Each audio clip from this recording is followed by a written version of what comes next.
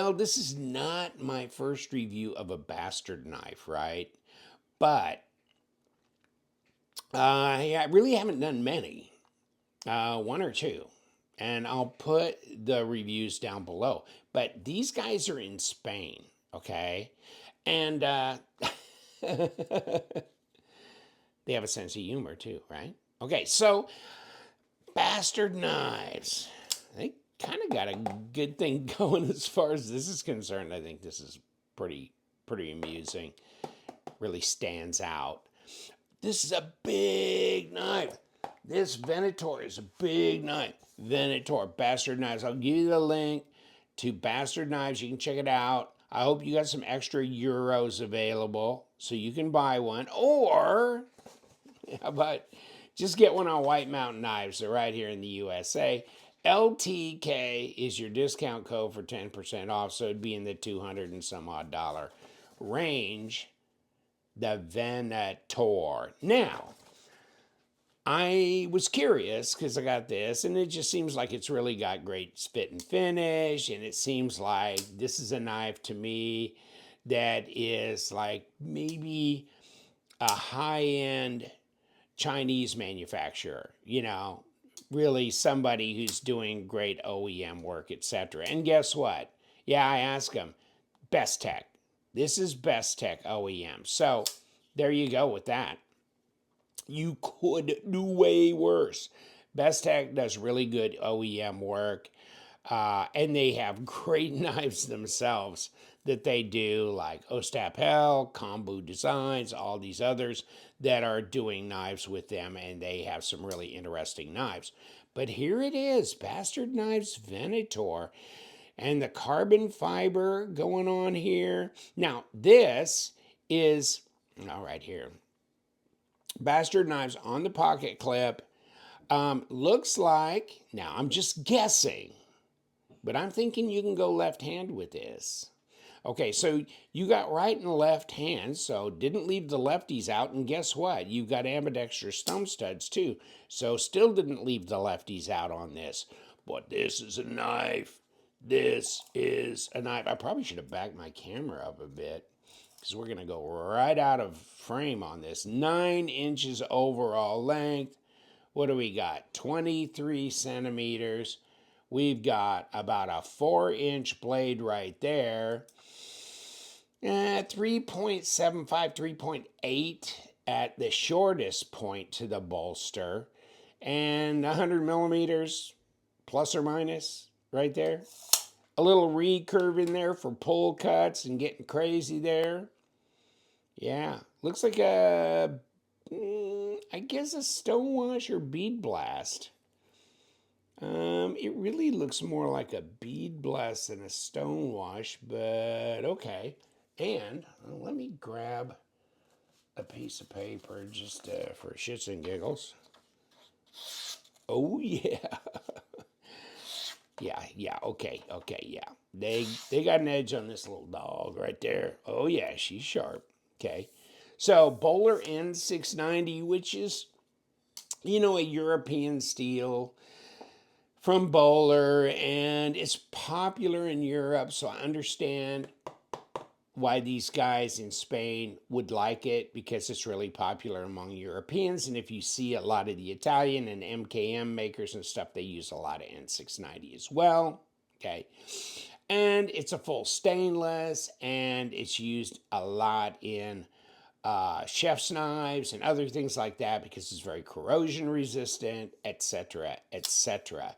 And I even, kind of, when I was looking through Knife Steel Nerds, Laren Thomas, Dr. Thomas, who's the metallurgist PhD, I was surprised when I looked through his chart. Really, Bowler N690. I've had some people just kind of, look down their nose at N690, and others actually say glowing things. And no, it does not fare bad among his evaluations. So I was kind of pleased to see that, because the American market's probably not real big on Bowler N690. Unfortunately, we're really big on M390, and that may be a little unfortunate. Now, M390 has potential, Do we really hit that potential? Maybe not so much. So, okay. Now, what's the lockup? 25 to 30% here. Not too shabby. Here it comes. It's over the detent really quick and just laying in there centered. No blade play, no lock rock. Fit and finish is first rate. But of course, I mean, Best Tech made it. I mean, Best Tech, you know, they've been out there for a while. I think they got the ticks and this and that all worked out a long, long time ago. So, yes, that's fine and dandy. Just like that. Kick. Ooh, when it comes in this box, check this out. This is kind of cool as well. I really like Kick. Come on. I really like their microfiber cloth. Oh, I think I have a stray one sitting over here. I mean, if that just doesn't say it all, right? You know what I'm saying? It just kind of says it all. Now, there it is in the little pouch in here. Okay, so you get that little dog. And then you get the sticker that also communicates with you, can I say. And that's about it. Comes in plastic. Comes in the hello, I love you sticker. And the, oh, by the way, yeah, go to hell. Oh, never mind. So it's got a kind of a badass look to it overall. But the ergos are great, right? You got this palm swell. You got it going on nice. Curvature, flowing lines. Is the lanyard hold big enough? Do you think you need it bigger? No, I don't think you do. So I think we're good there, plenty. And really, even, you know, since this is all metal, even for, you know, this or that, a little self-defense and or just hammer something, you know, and that kind of thing. So kick it, whoosh, over the detent ball, boom, there she goes. And yes, where's that flipper tab? Where's the front flip? Nope, but just bang, kick it out.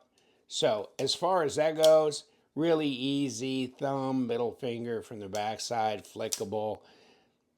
And there she is. Now, how much does it weigh? Because it's a 9-inch knife, and you know what? This is not too thin in here. This gives you something to hold on to. But where are we headed with this weight-wise? It's 169 grams, so it's not, you know, a fainting lily, that's for sure. And if we can get to ounces, not quite 6.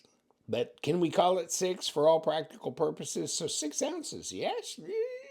It's, you know, it's there. It's there. Now let's see. How fat is fat? And let's get it right in up towards the pocket clip.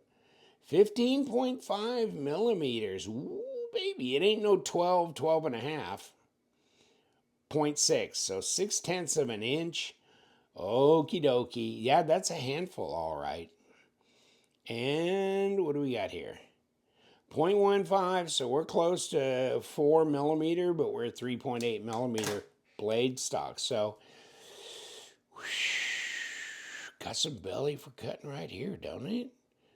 And then, of course, you know, the pull cuts that you might want to do and things like that. So, it's kind of an all-purpose knife, but it's definitely, this is a, you know, pretty medium duty. It's not a light duty knife, you know. This is medium to maybe on the heavy side of cutting chores, right? Because 6, you know, 6 ounces fills your hand, 6/10, but it's good looking too. But it's not 450 or $500 either. This is in the what, 280 range, 285, whatever, after discount, if you get it on White Mountain. So it's definitely going to be under 3. So that's pretty moderate these days. I mean, you know, I've kind of hit that point where I've reset my expectations because, God, there's so many OEM'd Riot knives floating around that are, you know, 350, 450 out there. Put a Moku tie kit on it and it's 5.5. So this under 3 just doesn't seem that horribly expensive, to tell you the truth. And you know what? It's got nice ergos. It does feel good. And if you got big hands, you got plenty of extra room here. Now, there you go. Reverse grip feels good as well. So, and this is pretty easy to disengage. You got this little milling in here and stuff. Whoosh, it's over. And it just follows you right around. There you go. Whoosh, clunk right there. Really nice. And I haven't touched it with a wrench or nothing. It's just, this is the way it is out of the box. And they have some fixed blade knives. They got some other things that I'm going to be talking about, but this is the Baal, B-A-A-L. Now talk about if you want to get something really tactical, check this out as well. Now this is muy loco. Right there, look at that. I'm speaking Spanish already. Oh, mama. Yeah, I mean, when I saw this, I'm going, holy crap. This is definitely, yeah, something's going on here. So, yeah, baby. And it'll kick right over. Look at where the flipper tab is. But look at this. It kicks over, hits you on the thumb. It's already over. Boom. Just like that. So I will be talking about this on another day. But look at this. I mean, it's kind of halfway through the work, the way the angle is on this blade. It's like, whoosh, ooh, baby. I don't know if it's an ergonomics thing, a tactical thing, almost in a karambit kind of way. You know what I'm saying? So this as well is, yeah, muy loco. I'm going back to Spanish now. But this, whew, yeah, this is more, flowing lines, very practical looking, but it's not a little discreet gent carry. Okay, let's just get over that notion. Sharp out of the box though, made by one of the best OEMs out there, and whoosh, boom, just like that. Now, let's took it apart and kind of look in the insides, but here we go. This is kind of nice. They set this up to be able to flip the clip, so nothing wrong with that. Well, what's there going to be to take this off? Now, you can see that there's got to be something going on here. How can you just have this and that it and this? You know what I'm saying? Something's got to be going on. Now, let me see if is this a number 8 back out here? This is a number 8. Okay, let me start from the bass backwards end and work our way. There's our pocket clip. Okay, so they mill this out, so that little chunk, you can just flip it if you want to go left hand. And we're breaking the pivot here loose, and boom, right out. Okay, now what do we got? We got a couple of these, and these are all number 8s, aren't they?